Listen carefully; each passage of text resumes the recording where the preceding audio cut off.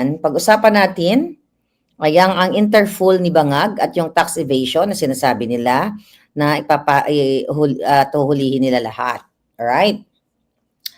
So, actually, marami mga nagme-message sa atin na mga puting ahas, pero hindi naman expose yung mga message nila. Dahil in-out na ng gobyernong Bangag yung kanilang plano na ipadukot ako. Ipa-extract ako. Bago ko umalis ng Amerika, 'di ba? Sinabi nila na mayroong warrant of arrest si Maharlika at mayroon pa silang mga palabas na ako ay wanted sa Pilipinas. Yes, totoo 'yon. Wanted ako sa mga Bangag. At ang sinabi pa ng Jutang Ginina, kasi ayaw nilang minumura sila, itong mga buwaka ng inang ito, itong si Santiago, yung NBI director, ang sinasabi niya, dapat na daw kalusin yung mga vloggers. At kahit daw nasa Amerika, ay hindi nila sasantuhin. So kalusin means, in street language, execute, gurgur, tapyasin. Alam nyo, maganda nga itong mga sinasabi nila. Dahil so sobrang hindi nila mapigilan yung kanilang mga sarili sa galit, sa evil nila, dahil galit na galit sila kay Maharlika, dahil ini-expose, kaya hindi nila mapigilan kahit nakapag-aral ng abogasya. Pero bobo itong si NBI Director Santiago at sila Lisa Tanas kasi mga bangag sila. Grave threat yung ginagawa nila. Na kakalusin ako kahit nasa Amerika. And this is gonna be talk of the world. Okay? The moment, kasi itong mga kababayan, ang napag-alaman natin pala, dyan sa statement ng NBI, ay sila ay magsasampa na ng kaso. Sa akin, although hindi nila exactly sinabi na ako lang mag-isa, pero lahat ng mga vloggers sa abang bansa at sa Pilipinas. Inciting to sedition, di ba? Then, criminal case yung libel daw. At makikipag-ugnayan daw sila sa Interfool nila. So, ang sabi sa akin ng mga puting ahas, possible lang. Pwedeng mangyari, pwedeng hindi. Ang sabi sa akin, Miss Maharlika, mag-ingat ka dyan sa The Hague. Kasi baka gagawin ang ginawa sa iyo katulad kay distressed mother na nag-fabricate ng crime sa Pilipinas. Which is they already fabricated, crimes against me. Not only 1, 2, 3 yung mga ginawa nila. At magpapadala sila ng peking Interfool. When I say peking Interfool, okay? Ginawa nila, gawin nilang legal yung peke. Nakuha nyo, gamit ang mga fabricated documents galing sa Pilipinas. Again, okay, ang criminal case is jurisdictional yan, mga kababayan. Sa Netherlands, wala naman akong ginawang krimen. Okay? Wala akong ginawang krimen. So, ang sabi sa atin, sa akin, ang pattern na gagawin nila, katulad kay Sheena, katulad kay Pangulong Duterte. Kasi remember, yung si Sheena, si distressed mother, yung nakapanood sa inyo, nag-fabricate ng crime, si Lisa Tanas, yung ex-partner ni Sheena, yung mga kasabwat nila, si Teddy Boy Locsin Jr., yung asawa niya, si Maria Louie Barcelon, ang DFA, ang ISAF. Ang korte. Naalala ninyo na bago nila in-extract yung dalawang bata, ang passport ng mga bata, original na passport, hawak ni distressed mother ni Sheena. Pero nung in-extract nila yung mga bata, may dalang extrang passport yung kasabwat ni Lisa Tanas. Sinabi po yan ni Sheena sa kanyang vlog, sa pag-interview ko sa kanya. And this is very Lisa Tanas. At itong ginagawa nila ay lahat ito galing kay Marcos Jr., kay Lisa Tanas. Ganun po ang galit nila sa isang Maharlika, sa mga vloggers na kapwa ko, sa inyong mga commenters. Okay, so ito ba ako makalimutan? Alright, dahil ini-expose natin. So, ang posible nilang gawin dito sa Netherlands, huwag kayong mag-alala, hindi ako natatakot sa mga buwaka ng inang ito. Okay? Ang gagawin nila, magpapadala sila ng makipag-coordinate sila dito sa Netherlands Interpol.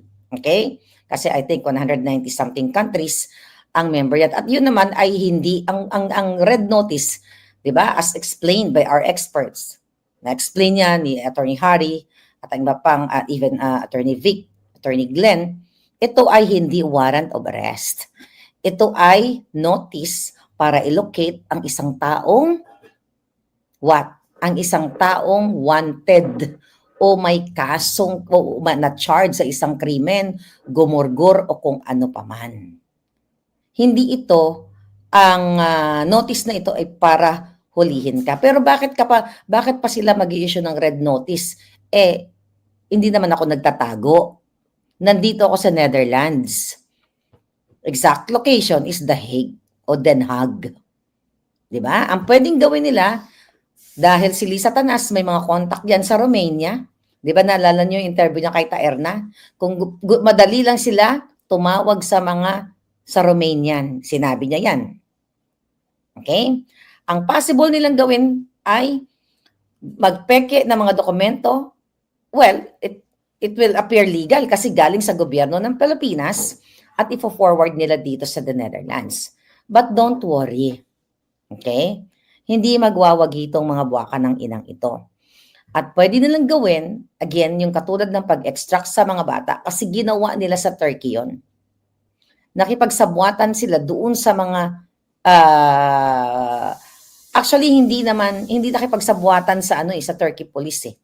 Ginamit nila ang ang authority ng Turkey para mag-present ng mga legal documents na ginamit nila pang-abuse sa kapangyarihan ng korte, kapangyarihan ng mandato ng DFA,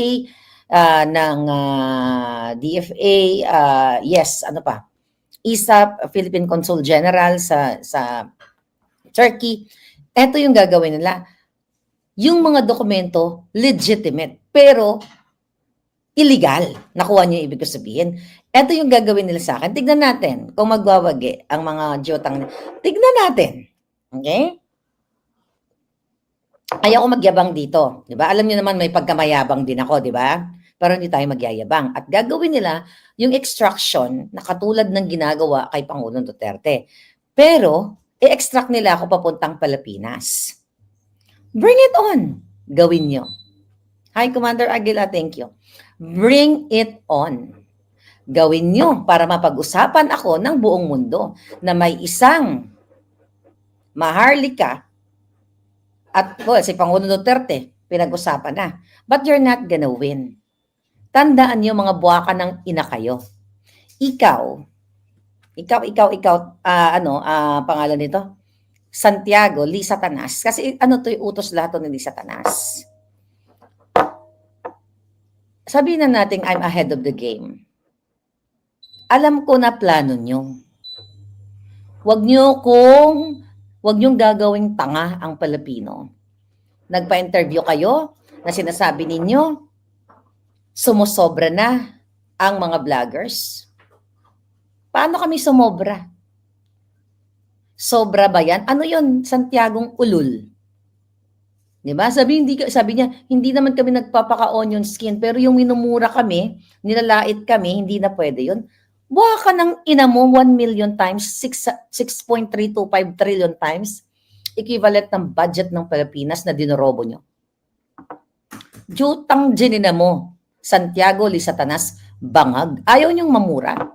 Freedom of expression ko yun. Out of my outburst dahil sa panggigipit nyo, pagnanakaw ninyo, pangtatakot ninyo sa mga vloggers, kaya ko kayong murahin, buwa ka ng ina, harap-harapan. Huwag kayo magtago dyan sa inyong mga immunity, si Bangag Jr. Kung gusto nyo ng murahan, o kahit anong laban, harap-harapan. Legal sa legal, at nilalabanan ko po sila mga kababayan. Di ba? Imagine ninyo. Thank you, Chino. Ang sabi ni Chino, Marlica, you're the best. Well, but your coffee here is much love, baby. Thank you very much, Palangga. So, mga kababayan, ulitin ko lang po sa kakakilala sa akin, hindi po kasi sila nagwagi sa panakot nila sa akin. Una, ang panakot nila sa pakikipagsabwatan ni Taberna. Yang putang inang buwaka ng inang yan na nag-fabricate ng address sa akin dyan sa Pasig na nakipagsabwatan kay Lisa Tanas para maisakatuparan nila ang kanilang kaso. Sila po ang sinungaling fake news. Sila ang gumawa ng peking address dyan sa Pasig. Alam nyo na yan. Yan yung una nilang pagigipit. Hindi umubra. Kung natatandaan ninyo, ang eksena ni Taberna, makikinaku mayroong, mayon parang merong may mananagot o may tatagilid na mga ganyan o may tutumba na isang vlogger. Makikipag-ugnayan daw sila sa US Embassy, sa DFA. Kayo po ang nakakaano niyan. Kayo ang nakakarinig niyan. Sinasabi yan, kahit i-google nyo dyan, nandiyan pa lahat yung mga sinasabi ko. Hindi umubra yon. That was 2023. Mga kababayan, kailangan nyong malaman ang ginagawa ng mga buwaka ng inang ito. Then, hindi umubra, hindi natakot si Maharlika. Yung dati kong tinulungan na designer, okay, na binukelya ko, yung pag-aayos yung pagtulong sa kanya ni Lisa Tanas sa pag-ayos ng visa, alam nyo na yun, available yun publicly. Okay?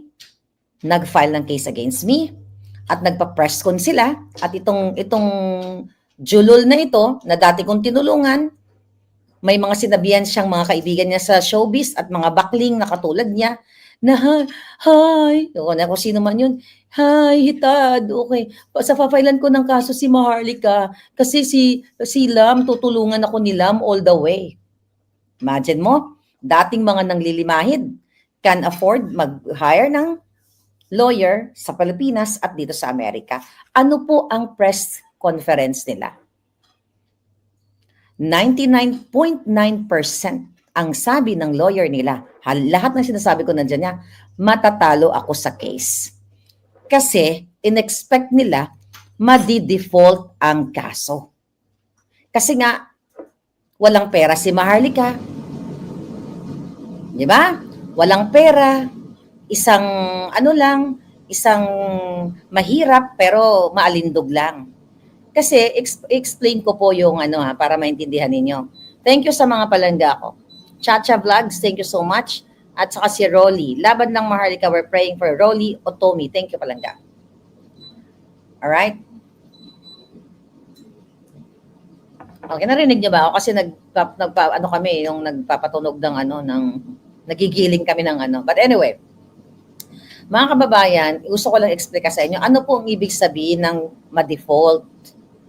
Ibig sabihin, nung tinakot nila si Maharlika, na 99.9% na matatalo ako sa case, I think okay lang na walang Okay lang yan, maamoy tayo, Okay lang ba sa'yo? Mag-amoy bawang tayong dito. Okay lang. Wala naman siguro kasi konti lang naman. Just anyway, i-ano na lang natin.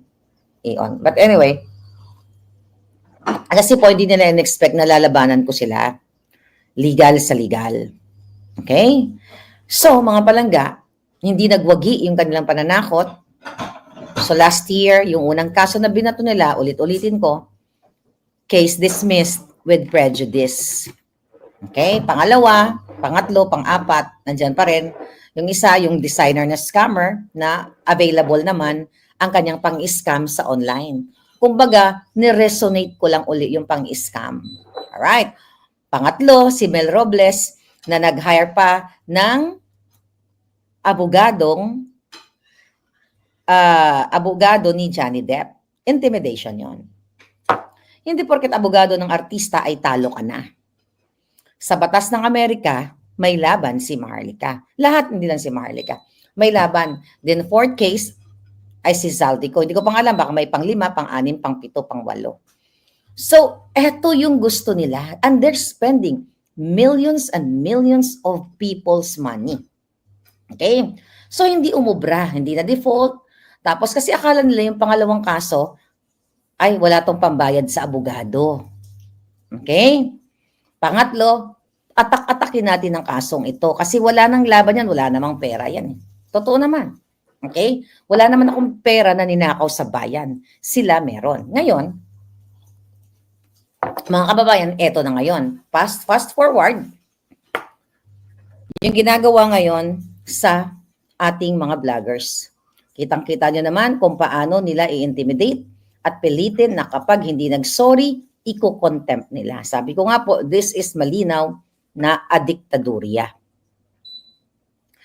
Pinagkakabalahan nila, tayong mga commenters, tayong mga kritiko ng bangag, kasi hindi na umuobra ang bayarang mainstream media.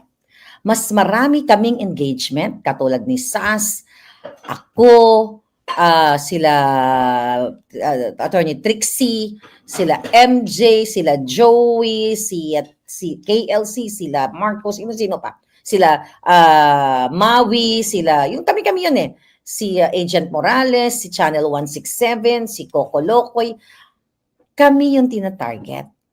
Pero yung mga kasinungalingan ng Marcos Bangag, dugyot bly, oh my God, that looks so delicious. Marcos Bangag ay hindi nila pinapatawag. Pero fast forward natin sa atin. Bakit nag-trigger etong mga interfool nila kay Maharlika?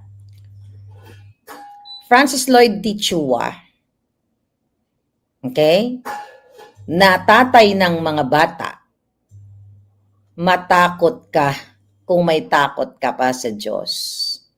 Maawa ka sa mga anak mo. Dahil ultimong magulang ni Sheena, okay? Eto, nakarating sa atin. Okay? Ultimong tatay ni Sheena ay inutusan mo na mag-email sa akin. Nag-email po sa akin yung tatay ni Sheena. At pinagsalita ni Lisa Tanas. Okay? Ang tatay ni Sheena, ni distressed mother, nag-send siya sa akin ng video. At ito ay scripted. Nagbabasa si father. Ako, naaawa ako sa father ni distressed mother. Hindi ko alam, hindi natin alam kung baka habang nagbabasa siya ng script at nagsasalita laban sa kanyang anak, ay tinututukan ba siya ng barel? Or mayroon bang nakaamba na pang tsurba sa kanya? We don't know. Pero, Francis, hindi mo maluloko ang taong bayan. Lisa Tanas, hindi mo maluloko ang taong bayan. Pati tatay ni distressed mother ay ginamit ninyo para magsalita laban sa kanyang anak. Do you think titirahin ko ang tatay ni Sheena? Hindi po. Sir, naaawa po ako sa inyo dahil alam ko kayo ay napupwersa lamang. I don't know, ayoko kayong pagbintangan, pero 3 lang ang posibilidad. Pwedeng inoferan kayo ng pera. Then pangalawa, pwedeng may nakatutok sa inyo. Pangatlo, pwedeng tinatakot ang buong pamilya nyo. I'm not gonna say anything. Okay? Naka-Ilonggo man, makaintindi man kayo ng Ilonggo. Okay? Ay, hindi, ano pala, Cebuano pala. Ha? Well, naintindihan niya man yung Tagalog. Hindi ako magsasalita against you, father of distressed mother. Dahil I know, isa po kayo sa biktima. Ikaw at ang anak mo at ang mga apo mo ay biktima. Ang tinitira po natin dito at ginigising ang mga kababayan natin na ito ay kagagawan ng Marcos Bangag Jr. Pero sasagutin ko lang yung konting message nyo po sa akin na sinasabi ninyo doon sa message na parang sinasabi mo sa anak mo na Sheena, iuwi mo na yung mga bata dito. Ligtas kayo dito. Paano maging ligtas ang inyong anak kung pinailan ng mga fabricated crimes? Hindi ligtas ang anak ninyo. At sinasabi nyo, iuwi mo na, isoli mo na kay Francis yung mga bata, yung isang bata dito, yung may isa pang anak dito isoli. Anak po yun ni Sheena, yung sinasabi niyong isoli. Isusoli yung anak niya. Hindi ba dapat ang isusoli yung dalawang, okay? Yung dalawang apo. So yun may nagsend na saan. Pero naiintindihan ko, kasi kailangan malaman ng taong bayan to. Scripted kasi. I don't know kung nilabas na nila, ganyan. I don't know kung nilabas na sa whatever. Pero very scripted. Wag ako Lee Satanas. So balik tayo sa issue ko. May issue natin. Okay? Interpol ni Bangag at tax evasion, di pa pala natin napag-usapan yan. So ngayon, pupokus tayo dito na sila daw ay magpapile ng case sa mga vloggers. Bakit ginagamit ni NBI Shonga Bells si Santiago ang salitang Interpol? Makikipag-ugnayan daw sila sa Interpol sa mga vloggers na nasa ibang bansa. Sino ba ang pinapangalanan nila? Sino ba ang tina-target nila? Lagi nilang bukang bibig. Si Maharlika, na sa Amerika na pwedeng kalusin at hindi wag pa kakasiguro si Maharlika na ligtas siya kahit nasa Amerika. Ako yun. Okay? So gagawa sila ng inciting to sedition case dyan sa Pilipinas, maybe gawa na yan. Maybe andito na nga sila yan sa dahig. Then, gagawa sila ng nasabi ni Santiago na titignan nila yung mga vloggers, yung kanilang tax. Okay, tax record. Ngayon, mga kabayan ko, nagbayad ba sila ng tax? At special mention ako. Gusto kong pasalamatan, actually, ang aking palangga sa pakikipaglaban, si Edwin Hamora, si Mahal na Reyna, na iyan din ay sinasama nila para sa HUAD committee, sa TRICOM na yan. Sinasama po nila yan. Ayan, napakamatalinong tao yan. Okay? Accountant yan at talagang may expertise. So, ang ginagawa niyan sa mga vlog niya, more on, ino-audit niya yung, kumbaga, what do you call it? Not audit yung mga nilalabas na mga figures ng Bangag ay pina-fact check niya based on his expertise. Okay? Ang sabi nga ni Reyna, go ahead. Yes, go ahead. Sige, ma'am. Okay. Palangga. Okay. Edwin Hamora, sabi niya, so my name, ito ba yun? Ito ba yung Sheneko? Okay, dahil lang. Oo nga, baka tayo. Okay. Ang sabi ni Reyna, okay, 8 hours ago, when I read the article, ganito ang reaksyon ko. Patungkol ito sa tax evasion na sinasabi ng NBI at ng gobyernong Bangag. Sabi niya ni Reyna, ni Edwin Hamora, pakipollow nyo, ayan yung kanyang page. Basta anyway, ayun, malabo kasi.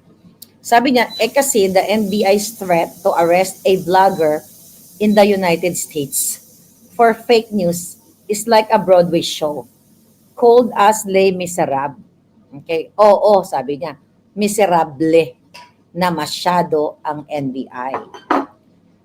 Siguro, they can intimidate vloggers in the Philippines, but here in the US, sabi Edwin Namora, Kiki nilang blue. Favorite niya nun. Kung ako ay may jutang ginemes, ito naman ang trademark ni Edwin Namora, Kiki blue. Okay, Kiki nilang blue, ang labas niyan because we are protected by the First Amendment here and its powerful shield. Kung wala namang nakumit na crime ang vlogger in the US, that drama by the NBI will not go anywhere. Exactly. Wala po akong nakumit na crime sa Amerika. Right? Sabi ni Edwin, pangalawa, Diyos mio naman, nasa konstitusyon ng Interpol na they don't act on politically motivated cases, defamation, libel, or anything that infringes on the free speech protections of democratic nation.